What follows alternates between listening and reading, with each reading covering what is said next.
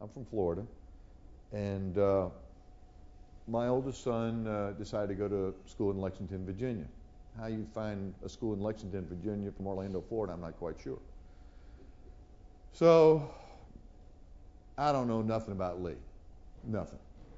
But I'm intrigued because I'm going up there for parents thing and this thing and that thing, and so I write a book about Robert Lee and commercial real estate.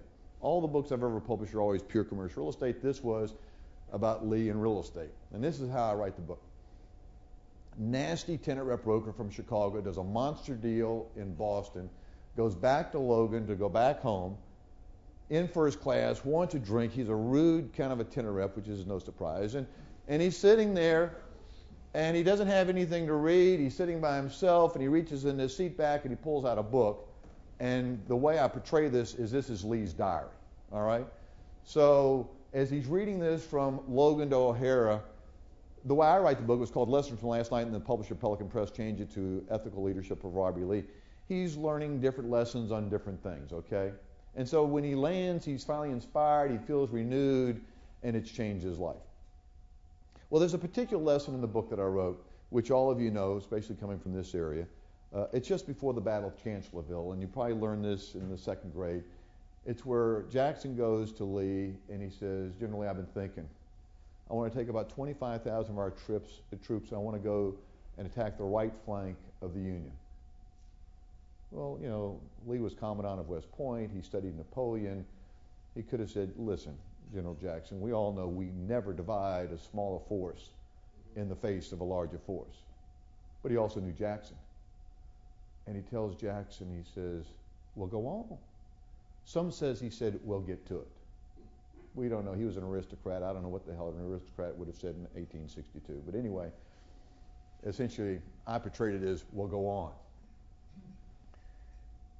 My son is graduating from W&L.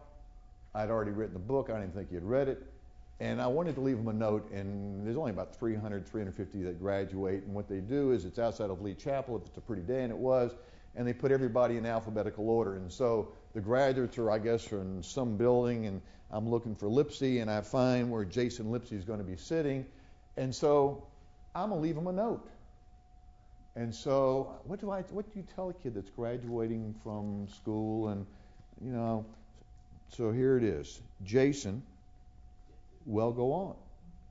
Love, Mom and Dad. And I put that note on his seat. We went to his fraternity house for barbecue after the graduation. He never said a word about the note. I didn't know if it came off his chair, it didn't mean anything to him. He never said a word. He goes into commercial real estate. Coincidentally, he starts off in Houston, Texas. A couple of years ago, he said, Dad, it was on Christmas Eve. He was home. He said, I want to talk to you about something. I said, sure. He says, you convinced me to go into commercial real estate. It would be a fabulous career. It was unlimited.